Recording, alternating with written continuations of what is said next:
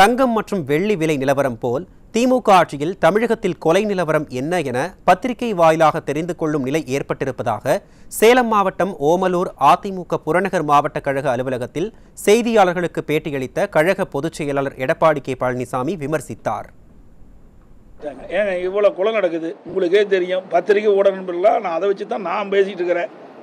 3 மாதத்தில் இவ்வளோ கொலை அப்படின்னு நீங்களே போடுறீங்க. பத்திரிகையில் தினமலை பத்திரிகை, தினத்தந்தி பத்திரிகை எல்லாம் வருது. 3 மாதத்தில் இவ்வளோ கொலை நடந்ததுன்னு. இப்போ எப்படி தங்க நிலவரம் என்ன, வெள்ளி நிலவரம், அப்படி கொலை நிலவரம் என்னென்னு பத்திரிகை வர செய்தி, ஊடகத்தில் வர செய்தி பார்த்தா நாங்கள் பேசுகிறேன். அப்படின்னா பத்திரிகை வர செய்தி, ஊடகத்தில் வர செய்தி பொய்யான செய்தியா? நாங்கள் அரசின் மீது வேண்டுமென்று குற்றம் சுமத்தவில்லை. நடைபெறுகின்ற சம்பவத்தை சுட்டி காட்டுறோம். இனி இப்படிப்பட்ட கொலைகள் நடைபெறாமல் தடுக்க வேணும். அதுதான் எங்களுடைய எண்ணம். குற்றம் சொல்வது கிடையாது. இன்னைக்கு எங்கே பார்த்தாலும் பாருங்க, ஹைவேஸில் போயிட்டு இருக்கிறான், வண்டியில் இடிக்கிறான், 4 பேர் உள்ள வந்து வெட்டுறான். உங்கள் தொலைக்காட்சியெல்லாம் பார்த்தேன், எவ்வளோ கொடுமை. அப்புறம் திருநெல்வேலியில் ஜாகிர் ஹுசேன் அவர் தொழுகை முடிச்சுட்டு சாலையில் நடந்துட்டு போகிறார் வீட்டுக்கு, வழிமறித்து வெட்டி கொள்றாங்க. அதுக்கு ஒரு நாளைக்கு முந்தி, அதுக்கு 3 மாதத்துக்கு முந்திய தன் உயிருக்கு ஆபத்து ஏற்படும் என்று கருதி சம்பந்தப்பட்ட காவல்துறை ஆணையாளர்கிட்ட புகார் கொடுத்துருக்காரு. அங்கே இருக்கிற உதவி ஆணையாளர்கிட்ட கொடுத்துருக்காரு, அங்கே இருக்கிற இன்ஸ்பெக்டர்கிட்ட கொடுத்துருக்காரு. எந்த விசாரணையும் இல்லை. அவர் கூப்பிட்டு கட்ட பஞ்சாயத்து தான் பண்ணுறாங்களே ஒழிய அதுக்கு தீர்வு காணல. அவர் யார் சுட்டி காட்டுறோ அந்த நபர்களை வழக்கு போட்டு அதுக்கு உண்டான நடவடிக்கை எடுக்கலை.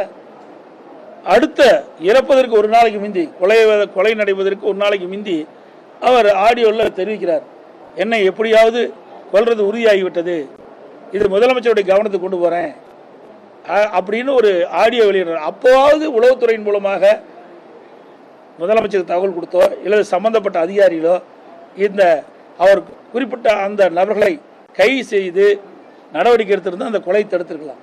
ஒரு ஆடியோவில் என் உயிர் போயிருன்னு சொல்கிறான். அதை கேட்க துப்பில்லாத அரசாங்கம் தான் இன்றைக்கு விடியா திமுக அரசாங்கம். அவருடைய மகனுக்கும் அந்த மாதிரி உயவு பார்க்கறதா ஒரு வீடியோ இருக்கும். உங்களுக்கே பாதுகாப்பு இருக்காது, நீங்கள் கூட போய் சேர்ந்தா தான் பாதுகாப்பு. புரியுதா? எல்லாத்துக்கும் சொல்லாதீங்க, எல்லாத்துக்குமே பாதுகாப்பு கிடையாது. இந்த ஆட்சியில் இன்னைக்கு உயிரோடு இருக்கிறவா ரைட், நாளைக்கு இருக்குமா இல்லையான்னு தெரியாது. அப்படிப்பட்ட ஆட்சி தான் தமிழகத்தில் நடந்துக்கிட்டு இருக்குது. நான் திமுக ஆட்சியில் போட்டோம்ல, நடந்ததில்லை. திமுக ஆட்சிக்கு வந்த பிறகு அதை இந்த டேட் 6 மாதம் நான் கொடுத்துருந்தோம். அதுக்கு பிறகு ரினியூல் பண்ணணும், ரினியூல் பண்ண விட்டாங்க, முடிஞ்சு போச்சு. திராவிட முன்னேற்ற கழக தலைவர் இன்றைய முதலமைச்சர் ஸ்டாலின் அவர்களுக்கு ஜாதிவாரி கணக்கெடுப்பு போடுவதற்கு இஷ்டம் இல்லை. அதனால ஏதோ காரணத்தை சொல்லி தள்ளி போட்டுட்டு போறாரு. இதுதான் உண்மை.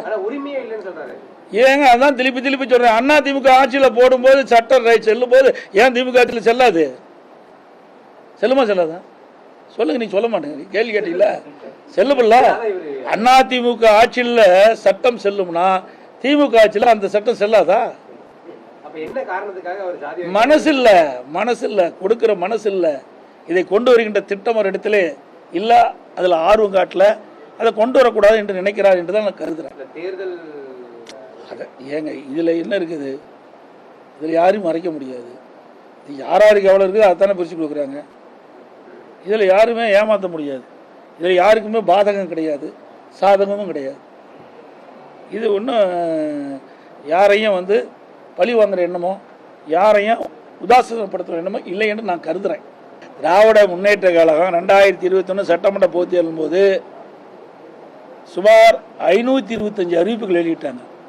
எத்தனை அறிவிப்புகளை நிறைவேற்றிருக்காங்க? ஒரு 15% அறிவிப்புகள் தான் நிறைவேற்றிருக்காங்க. மற்ற எந்த அறிவிப்பும் நிறைவேற்றப்படல.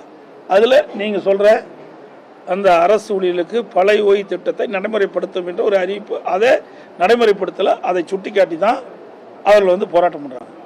இன்னொன்று இப்போ அறிவிச்சிருக்கிறார், அந்த அரசு ஊழியர்கள் சரண்டர் லீவு அதை நிறுத்தி இருந்தாங்க. இப்போ 1/4/2024 தான் கொடுக்குறேங்கிறாங்க. சட்டமன்றத்தில் முதலமைச்சரே சொல்கிறார், அண்ணா திமுக ஆட்சி தான் நிறுத்தப்பட்டதுன்னு. ஒரு தவறான தகவல். அண்ணா திமுக ஆட்சி நடந்துகிட்டு இருக்கும்போது கொரோனா காலம், பணிக்கே வரல, பணிக்கு வராதனால சரண்டர் லீவ் கொடுக்க முடியாது. அதுக்கு பிறகு திமுக ஆட்சி வருது, அப்போ அதை அப்படியே விட்டுட்டாங்க.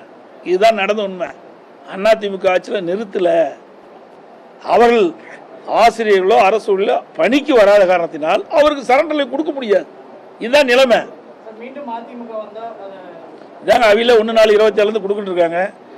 அதிமுக ஆட்சி பொறுத்த வரைக்கும் கொடுத்துக்கிட்டு இருந்த பல திட்டத்தை நிறுத்தினது தான் திமுக ஆட்சியுடைய சாதனை. சார் அதெல்லாம் எங்களுடைய தேர்தல் அறிக்கையில் எது இடம்பெறணும், எது சாத்தியம் எது சாத்தியம் இல்லை என்பதையெல்லாம் உணர்ந்து தான் போடுவோம். இவையிலாட்ட வேணுமென்னே திட்டமிட்டு மக்களை ஏமாற்றி ஆட்சிக்கு வருவதற்காக கவர்ச்சிகரமான திட்டத்தை அறிவித்து மக்களை ஏமாற்றி வாக்களை பெற்று ஆட்சிக்கு வந்த பிறகு அப்படியே அந்தல் பல்ட்டி அடிப்பாங்க. ஏன் இவங்களுக்கு தெரியாதா?